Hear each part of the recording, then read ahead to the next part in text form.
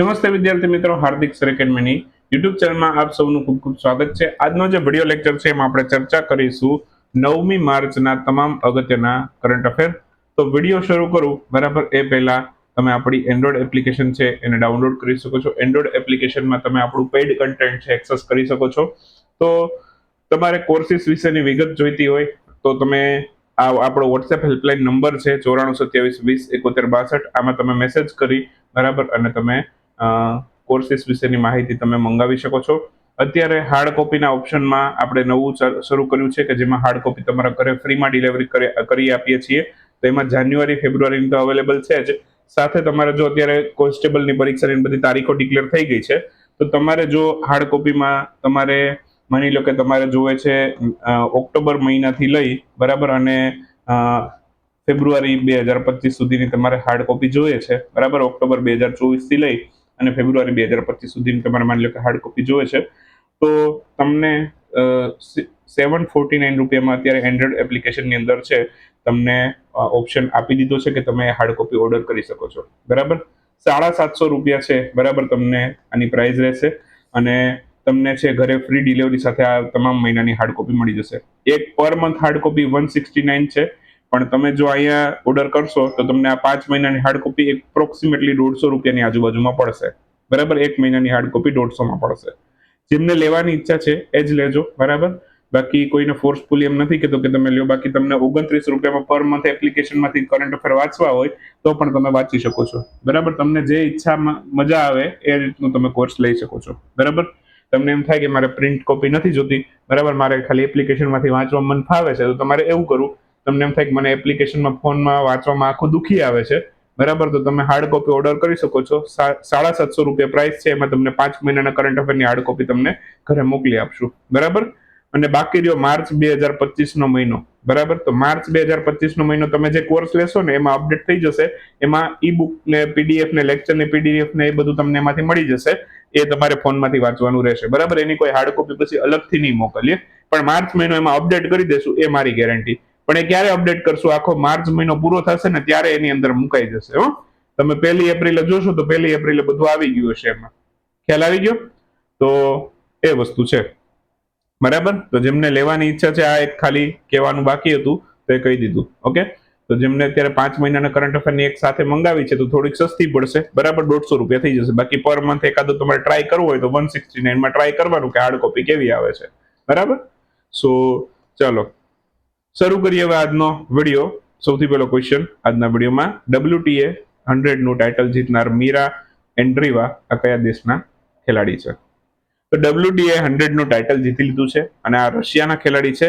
નામ મીરા છે બરાબર. તો આમાં ઘણા લોકો છે આવો ઓપ્શન સિલેક્ટ કરીને આવી શકે ભૂલમાં બરાબર, પણ ધ્યાન રાખજો એ રશિયાના ખેલાડી છે તો આન્સર આવશે રશિયા. ઓકે. તો મીરા એન્ડ્રીવા રશિયાના ખેલાડી છે.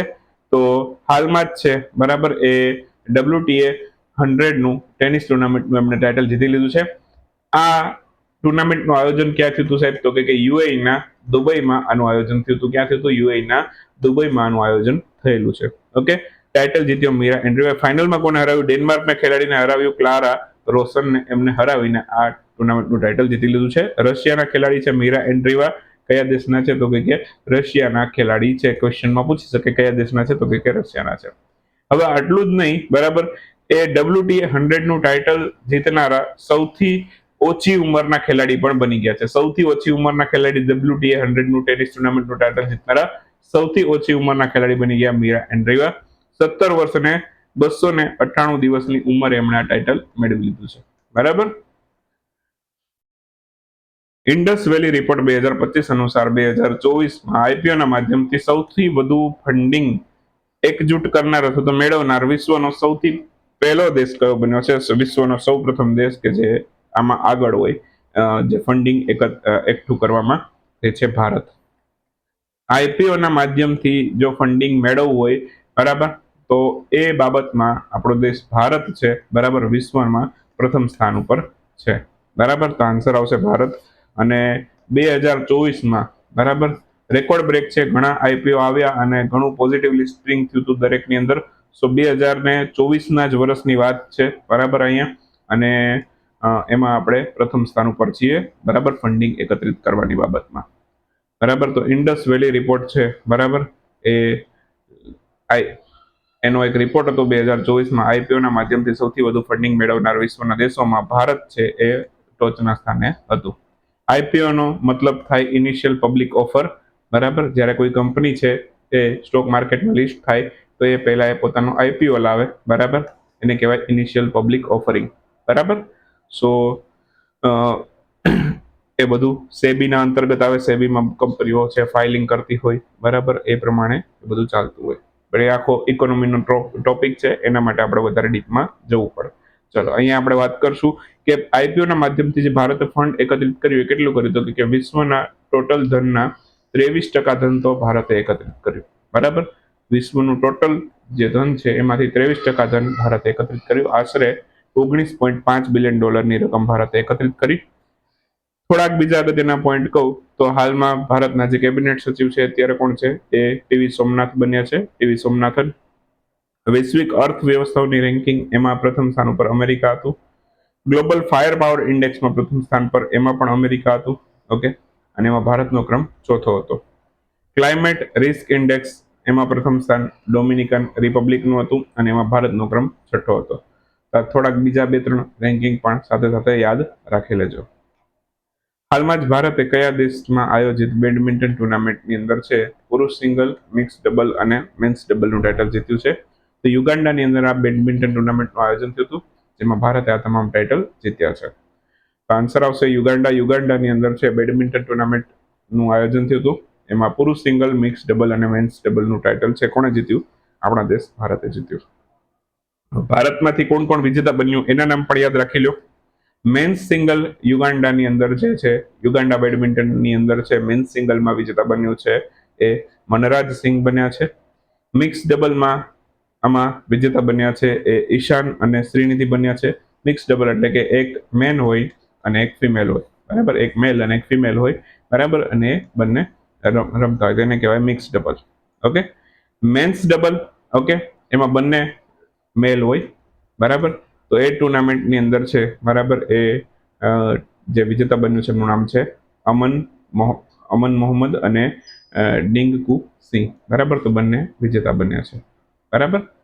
સો બંનેની જોડીઓ રમતી હોય અહીંયા, બરાબર. અને અહીંયા સિંગલનું ટાઇટલમાં માત્ર એકલા વ્યક્તિ રમતા હોય, બરાબર. બાકી યુગાન્ડાની રાજધાની છે એનું નામ છે કંપાલા. હાલમાં જ નીતિ આયોગે કોની અધ્યક્ષતામાં એમ્સના આધુનિકરણ માટે એક સમિતિનું ગઠન કર્યું છે? તો એમ્સના આધુનિકરણ માટે એક સમિતિનું ગઠન કર્યું છે, બરાબર. એ કોણે કર્યું છે? એ હાલમાં જ કર્યું છે વીકે પોલની અધ્યક્ષતામાં થઈ છે. તો ઓપ્શન સી આપણો આન્સર થશે. તો હાલમાં જ છે નીતિ આયોગ દ્વારા એમ્સના આધુનિકરણ માટે એક સમિતિનું ગઠન કરવામાં આવ્યું. આ સમિતિના અધ્યક્ષ હતા વીકે પોલ. વીકે પોલ છે એ નીતિ આયોગના એક સદસ્ય પણ છે, તો એ પણ આપણે યાદ રાખીશું, બરાબર. અને નીતિ આયોગ છે તો એનું પૂરું નામ થાય national institute for transforming India. 1 જાન્યુઆરી 2015 રોજ આયોજન પંચમાંથી છે નીતિ આયોગની સ્થાપના થઈ હતી, બરાબર. આયોજન પંચમાંથી નીતિ આયોગની સ્થાપના થયેલી છે, બરાબર. વડાપ્રધાન છે એ નીતિ આયોગના અધ્યક્ષ હોય છે. ઉપાધ્યક્ષ સુમન બેરી છે અને બાકી સીઓ કોણ છે? BVR સુબ્રમણ્યમ એ નીતિ આયોગના સીઓ છે. એડોપ્ટ હેરિટેજ 2.0 પહેલ છે ચર્ચામાં હતી, કયા વર્ષે શરૂ થઈ? એડોપ્ટ હેરિટેજ 2.0 પહેલ છે ચર્ચામાં હતી, આ હાલમાં જ શરૂ થઈ છે. સોરી, હાલમાં તો નથી થઈ, પણ આ જે 2.0 વાળી પહેલ છે ને, બરાબર, એ 2023માં શરૂ થઈ હતી. તો આન્સર આવશે 2023. ઓકે. તો હાલમાં જ આ 2.0 જે એડોપ્ટેડ હેરિટેજ 2.0 પહેલ છે, ટૂંકમાં આનું બીજું ચરણ છે, બરાબર. બીજું ચરણ. તો એ ચર્ચામાં હતું શા માટે હતું? તો કે બિસ્લેરી ઇન્ટરનેશનલ નામની કંપની છે, એને ભારતીય પુરાતત્વીય સર્વેક્ષણ એટલે કે ASI, બરાબર, આર્કોલોજીકલ સર્વે ઓફ ઇન્ડિયા, બરાબર. તો આના સ્થાપક કોણ હતા? થોડુંક ઇતિહાસ કરાવી દઉં તમને. સ્થાપક કોણ હતા કોઈને યાદ છે? એલેક્ઝાન્ડર કનિંઘહામ, બરાબર. તો એમણે આની સ્થાપના કરી હતી, ભારતીય પુરાતત્વીય સર્વેક્ષણની ASI ની સ્થાપના કરી હતી. તો એડોપ્ટ હેરિટેજ પહેલ છે, બરાબર, એ એમણે અત્યારે આની સાથે કરાર કર્યા છે ASI સાથે. ઓકે, સોરી, માફ કરજો. બિસ્લેરી ઇન્ટરનેશનલે ASI સાથે કરાર કર્યા છે આ પહેલ હેઠળ, એડોપ્ટ હેરિટેજ પહેલ હેઠળ, બરાબર. અને આ એડોપ્ટ હેરિટેજ પહેલ છે શરૂ ક્યારથી થઈ? 2023માં 4 સપ્ટેમ્બરે આ શરૂ થયેલી છે. પણ આ 4 સપ્ટેમ્બરે શરૂ થઈ એનું બીજું ચરણ હતું. સૌથી પહેલું એનું જે ચરણ હતું બરાબર એ ક્યારે શરૂ થયું હતું? સૌથી પહેલું એનું જે ચરણ હતું બરાબર એ શરૂ થયેલું હતું 27 સપ્ટેમ્બર 2017 થયું હતું. અહીંયા વર્ષ લખવું રહી ગયું છે, 2017 શરૂ થઈ થયું બરાબર, તો એ યાદ રાખી લેજો. એડોપ્ટ હેરિટેજ પહેલની જે શરૂઆત છે એ 27મી સપ્ટેમ્બર બરાબર 2017 શરૂ થઈ હતી બરાબર, એ યાદ રાખજો. તો સૌથી પહેલું એનું ચરણ 2017 શરૂ થયેલું છે. ઈ અનુમતિ પોર્ટલ અને ઇન્ડિયન હેરિટેજ એપ આ બંનેનું લોન્ચિંગ છે એ પણ કરવામાં આવેલું. આ શું કરશે? આ બે પોર્ટલ બરાબર, એક પોર્ટલ છે ને એક એપ્લિકેશન છે. ઈ અનુમતિ પોર્ટલ અને એક છે ઇન્ડિયન હેરિટેજ એપ. તો આ બંને પર્યટન મંત્રાલય, સાંસ્કૃતિક મંત્રાલય, એએસઆઈ અને રાજ્ય અને કેન્દ્ર શાસિત પ્રદેશો આ બધા વચ્ચે સહયોગ વધારવાનું કાર્ય કરશે. ઓકે, અને ભારત સરકાર છે ઓકે, એમણે 1996 એમાં રાષ્ટ્રીય સંસ્કૃતિ કોષનું પણ ગઠન કરેલું હતું. બાકી વિશ્વ પર્યટન દિવસ એ 27મી સપ્ટેમ્બરે ઉજવાય છે, એ પણ યાદ રાખશું. અને અહીંયા 27મી સપ્ટેમ્બરે જ આ પહેલ લોન્ચ કરી હતી, એડોપ્ટ હેરિટેજ પહેલ, 27 સપ્ટેમ્બર 2017 બરાબર. સો એ આંકડો પણ યાદ રાખી લેજો. ક્લિયર? સૌથી પહેલું એનું ચરણ છે અથવા તો જે ઓરિજિનલ પહેલ છે 2027માં શરૂ થઈ હતી. પછી 2023માં એનું બીજું ચરણ આવેલું હતું. ટ્રેડ વોચ નામનો રિપોર્ટ છે એ કોણે પ્રકાશિત કર્યો છે? તો આ નીતિ આયોગે પ્રકાશિત કર્યો છે, ટ્રેડ વોચ નામનો રિપોર્ટ. તો હાલમાં જ નીતિ આયોગ દ્વારા ટ્રેડ વોચ નામનો જે રિપોર્ટ છે પ્રકાશિત કરવામાં આવેલો છે. રિપોર્ટ શું કહે છે? તો કે ભારતનો કુલ વ્યાપાર છે એમાં 5.45% વૃદ્ધિ થઈ છે. ભારતની જે નિકાસ છે એમાં 5.41% વૃદ્ધિ થઈ છે. ઓકે, અને ભારતનું જે આયાત છે બરાબર એમાં 5.48% વૃદ્ધિ થઈ છે બરાબર. તો બધાની અંદર વૃદ્ધિ જ થઈ છે. અને બાકી ટ્રેડ વોચનો જે Q1 છે બરાબર, એમાં સૌથી વધુ આયાત આપણે ક્યાંથી કરાવી? તો કે નોર્થ ઈસ્ટ એશિયામાંથી સૌથી વધારે આયાત કરી હતી. બાકી આવો જ એક રિપોર્ટ છે ઇન્ટરનેશનલ ડેપ્ટ રિપોર્ટ. આ વિશ્વ બેંક આપે છે, એટલે કે વર્લ્ડ બેંક આપે છે, જેના અત્યારે અધ્યક્ષ કોણ છે? અધ્યક્ષ છે અજય બંગા અથવા તો બાંગા બરાબર. સો એમને પણ યાદ રાખીશું. CII ભાગીદારી શિખર સંમેલનની 29મી આવૃત્તિનું આયોજન કોના દ્વારા કરવામાં આવ્યું છે? તો ભારતીય ઉદ્યોગ પરીક્ષણ અને DPIIT વિભાગ બંને કર્યું છે મળીને. તો અહીંયા ઓપ્શન સી આપણો આન્સર થશે, કેમ કે આમાં બંને છે. તો ભારતીય ઉદ્યોગ પરીક્ષણ અને DPIIT વિભાગ બંને દ્વારા છે આનું આયોજન કરવામાં આવેલું છે. ઓપ્શન સી આપણો જવાબ થશે. હાલમાં જ છે જે CII ભાગીદારી શિખર સંમેલનની 29મી આવૃત્તિ છે નવી દિલ્હી ખાતે આયોજન કરવામાં આવી હતી. ભારતીય ઉદ્યોગ પરીક્ષણ અને DPIIT વિભાગ બંને મળીને કરી હતી. થીમ હતી India and world partnership for process. આ એની થીમ હતી. વાણિજ્ય મંત્રાલય હેઠળ DPIIT વિભાગ કાર્ય કરે છે. CII એટલે કે ભારતીય ઉદ્યોગ પરીક્ષણ છે એની સ્થાપના છે બરાબર 1895માં થઈ હતી. CII દ્વારા હાલમાં અમુક પોર્ટલ લોન્ચ કરવામાં આવેલા છે, ease of doing business portal અને રેગ્યુલેટરી અફેર પોર્ટલ. આ બંને પોર્ટલ છે એ કોન્ફેડરેશન ઓફ ઇન્ડિયન ઇન્ડસ્ટ્રી એટલે કે ભારતીય ઉદ્યોગ પરીક્ષણ દ્વારા આ બંને લોન્ચ કરવામાં આવેલા હતા. ઇન્ટરનેશનલ એમી ફાઉન્ડર્સ એવોર્ડ 2024 નું આયોજન કયા સ્થળે કરવામાં આવેલું છે? તો ઇન્ટરનેશનલ એમી ફાઉન્ડર્સ એવોર્ડ 2024 નું જે આયોજન છે બરાબર એ ન્યુયોર્કમાં કરવામાં આવ્યું છે, અમેરિકાની અંદર.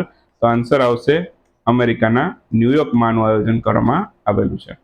તો હાલમાં જ ઇન્ટરનેશનલ એમી ફાઉન્ડર્સ એવોર્ડ 2024 નું આયોજન અમેરિકાના ન્યુયોર્કમાં થયું છે. કેટલામી આવૃત્તિ હતી? તો કે 52મી આવૃત્તિ હતી. આ પુરસ્કાર કોણ આપે છે? તો international academy of television art and sciences છે બરાબર, એમના દ્વારા આ પુરસ્કાર છે આપવામાં આવે છે. ઓકે, આ વખતે કોને મળ્યું છે? ડેવિડ ઈ કેલી નામના વ્યક્તિ છે, એમના એમી એવોર્ડ માટે વિજેતા બન્યા છે. આખી જે ઇવેન્ટ હતી એનું હોસ્ટિંગ કોણે કર્યું છે?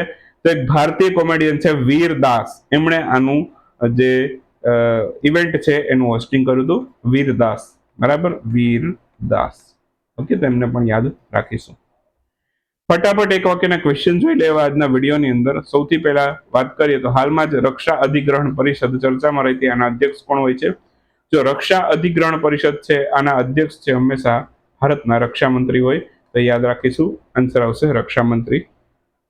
કયા રાજ્યની સરકાર દ્વારા વીજળી સખી યોજના શરૂ કરવામાં આવી છે? તો છત્તીસગઢની સરકારે વીજળી સખી યોજના શરૂ કરી છે.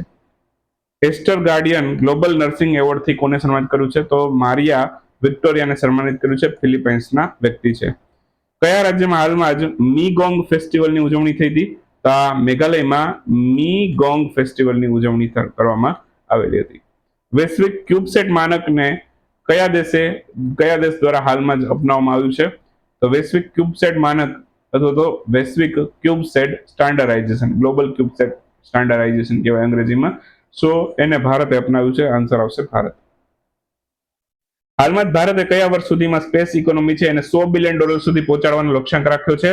તો ભારતે 2040 સુધીમાં જે સ્પેસ ઇકોનોમી છે એને $100 બિલિયન સુધી પહોંચાડવાનો લક્ષ્યાંક રાખેલો છે.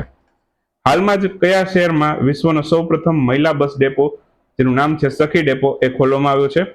તો આ દિલ્હી ખાતે ખોલવામાં આવ્યો છે. સખી ડેપો નામ રાખ્યું છે. વિશ્વનો સૌથી પહેલો મહિલા બસ ડેપો છે. હાલમાં જ સરકારે યુપીઆઈ લાઇટની લેવડ દેવડની સીમા 500 થી વધારીને કેટલી કરી છે? યુપીઆઈ લાઇટની જે લેવડ દેવડની સીમા છે 500 થી વધારીને 1000 કરી છે, અને જે વોલેટની સીમા છે બરાબર એ 2000 થી વધારીને 5000 કરી છે. અહીંયા છે બરાબર એ તમારે યુપીઆઈ પિન નથી નાખવો પડતો. જે યુપીઆઈ પિન આવે છે ને એ આની અંદર ન નાખવો પડે યુપીઆઈ લાઇટમાં, બરાબર, પેમેન્ટ કરો ત્યારે. પણ એકવાર તમે પૈસા એડ કરાવો ત્યારે એક વખતમાં તમારે નાખી દેવો પડે. મતલબ કે 5000 નાખ્યા એ 5000 છે બરાબર, એ વખતે તમારે વોલેટમાં એડ કરો એમાં ત્યારે નાખવા પડે, પણ પછી તમે પેમેન્ટ કરો ત્યારે વારા ઘડી યુપીઆઈ પિન ન નાખવો પડે. આસામ રાજ્યના લોક સેવા અધિકારી આયોગના ચેરમેન કોણ બન્યું છે? તો લોક સેવા અધિકાર આયોગના ચેરમેન બન્યા છે સુજયલાલ થાઓસેન, બરાબર. તો આન્સર આવશે સુજયલાલ થાઓસેન. હાલમાં જ કયા દેશે ભારત મહોત્સવના બીજા સંસ્કરણનું આયોજન કર્યું છે? તો બહરીનમાં ભારત મહોત્સવનું બીજું સંસ્કરણ આયોજિત થયું છે. હાલમાં જ કયા દેશે ભારતને રોડ સેફટી સ્ટાન્ડર્ડમાં સુધારા માટે prince Michael road safety award આપ્યો છે? તો મોરોક્કોએ prince Michael road safety award ભારતને આપ્યો છે રોડ સેફટીમાં સ્ટાન્ડર્ડમાં સુધારો કરવા માટે. અને તમે 2014 પહેલાના, તો મારો અનુભવ છે, તમને લાગે કે નહીં ખબર નહીં, પણ તમે 2014 પહેલાના રસ્તા જોજો બરાબર, અને 2014 પછીના રસ્તા જોજો. રોડની બાબતમાં ઘણો સુધારો છે, એમાં આપણે એને ના ન કરી શકીએ, બરાબર. ચાલો, ભારત સરકારે રોડ એક્સિડન્ટમાં 50% ઘટાડો કરવા માટે કયા વર્ષનો લક્ષ્યાંક રાખ્યો છે? તો રોડ એક્સિડન્ટમાં બરાબર 50% ઘટાડો કરવા માટે બરાબર જે લક્ષ્યાંક રાખ્યો છે 2030 નો રાખ્યો છે. કાર્બન માર્કેટ પર સૌપ્રથમ આંતરરાષ્ટ્રીય સંમેલન, જેનું નામ છે પ્રકૃતિ, બરાબર. તો ક્વેશ્ચનમાં નામ પણ પૂછે કે આ કાર્બન માર્કેટ ઉપર સૌથી પહેલું જે પ્રકૃતિ જે આંતરરાષ્ટ્રીય સંમેલન છે એનું નામ શું છે? તો નામ છે પ્રકૃતિ, અને આયોજન થયું છે નવી દિલ્હીમાં. તો આન્સર આવશે નવી દિલ્હી. આ સાથે જ 9 માર્ચના વિડીયોને રજા આપી દઈએ. મળશું આવતીકાલે 10મી માર્ચના વિડીયોમાં. ત્યાં સુધી રજા લેશું. તો મળીએ નેક્સ્ટ વિડીયોમાં.